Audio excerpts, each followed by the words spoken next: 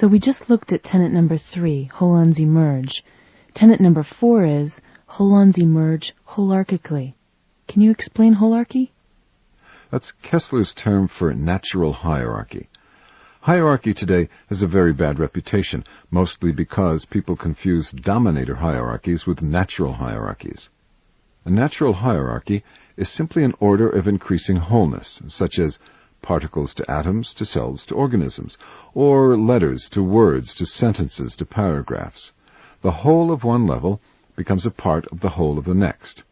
In other words, natural hierarchies are composed of holons, and thus, said Kessler, hierarchy should really be called holarchy.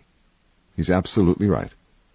Virtually all growth processes from matter to life to mind occur via natural holarchies, or orders of increasing holism and wholeness, wholes that become parts of new wholes, and that's natural hierarchy or holarchy.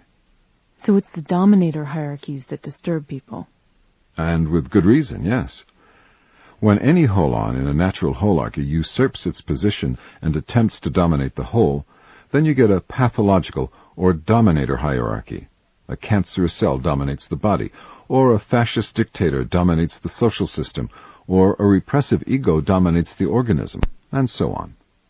But the cure for these pathological holarchies is not getting rid of holarchy per se, which isn't possible anyway, but rather in arresting the arrogant holon and integrating it back into the natural holarchy, or putting it in its rightful place, so to speak. The critics of hierarchy, and their names are legion, simply confuse these pathological holarchies with holarchies in general, and so they toss the baby out with the bathwater. So some of these theorists claim that in getting rid of hierarchies, they're being holistic, because everything's treated equally, and thus joined together. How do you respond to that? It appears to be just the opposite.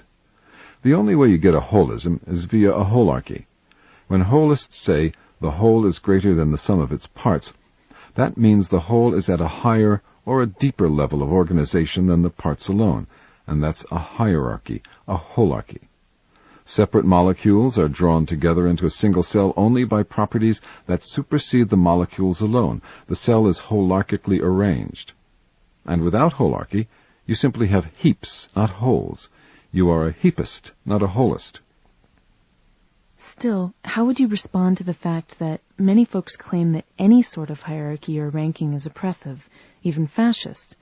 They say that all such value ranking is old paradigm, or patriarchal, or oppressive, and it ought to be replaced with a linking, not a ranking worldview.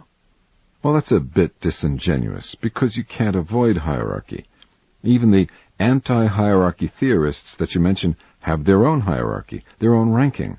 Namely, they think linking is better than ranking. Well, that's a hierarchy, a ranking of values. But because they don't own up to this, then their hierarchy becomes unconscious, hidden, denied. Their hierarchy denies hierarchy. They have a ranking system that says ranking is bad. And you call this a performative contradiction. That's right. The point is that the anti-hierarchy stance is self-contradictory. These theorists have a hierarchy, it's just hidden or concealed. With this stealth hierarchy, they attack all other hierarchies, and they claim that they themselves are free of all that ranking. So they denounce others for doing precisely what they themselves are doing. Yet hierarchy has been put to many abuses, as you yourself have explained at length. That's right, and in that regard, I very much agree with these critics.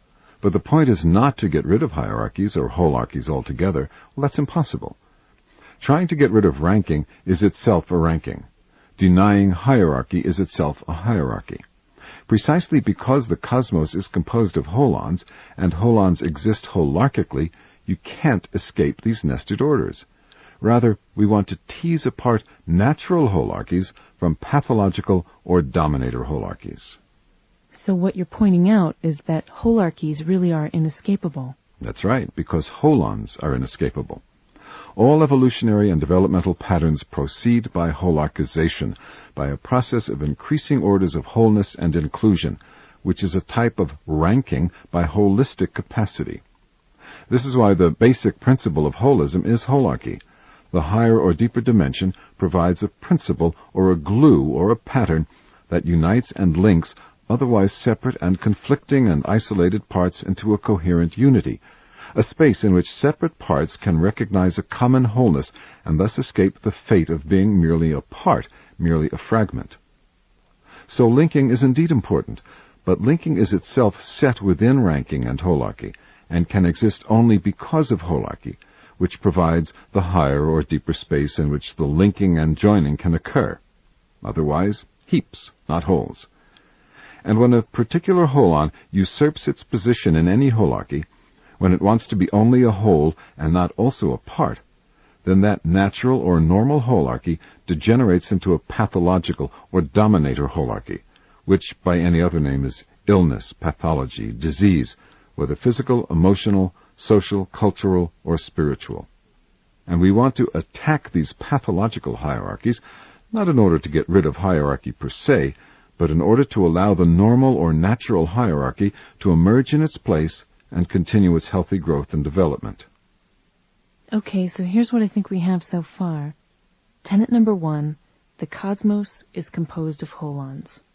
Tenet number 2, all holons have 4 fundamental capacities, which are agency and communion, transcendence, and dissolution.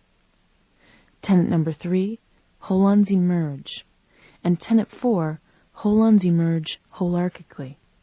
That's right. Those are the first 4 tenets. So now we have tenet 5. Each emergent holon transcends but includes its predecessors. Can you explain? For example, the cell transcends or goes beyond its molecular components, but also includes them. Molecules transcend and include atoms, which transcend and include particles.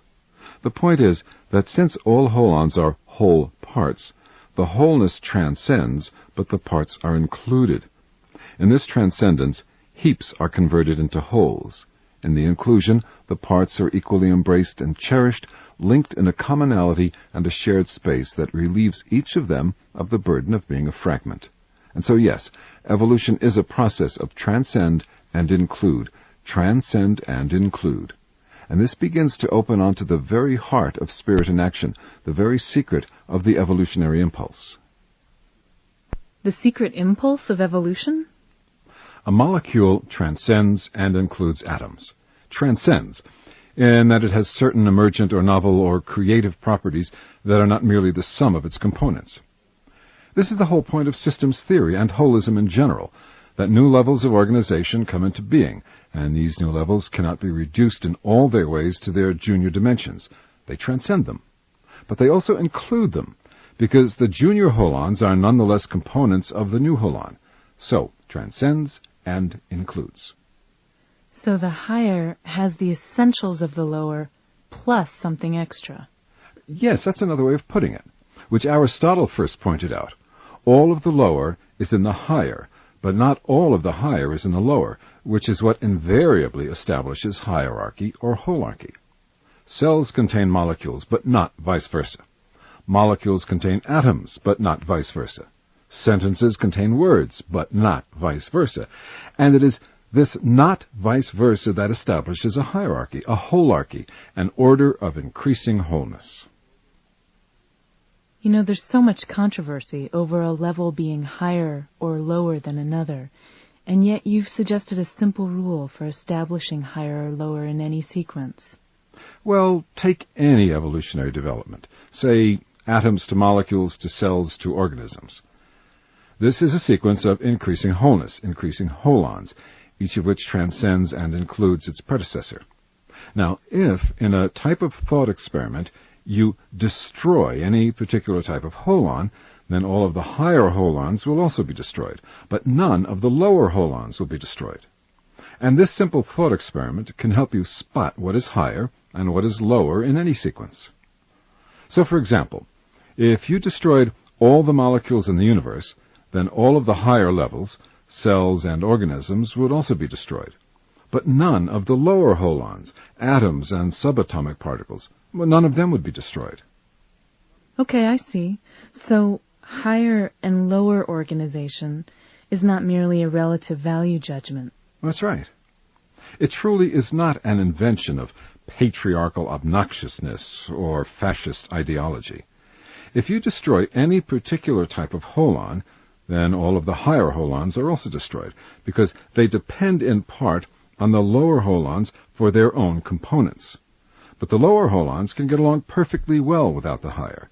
Atoms can exist just fine without molecules, but molecules cannot exist without atoms.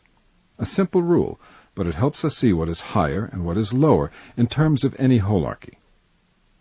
This rule works for any developmental sequence, for any holarchy: moral development, language acquisition, biological speciation, computer programs, nucleic acid translations.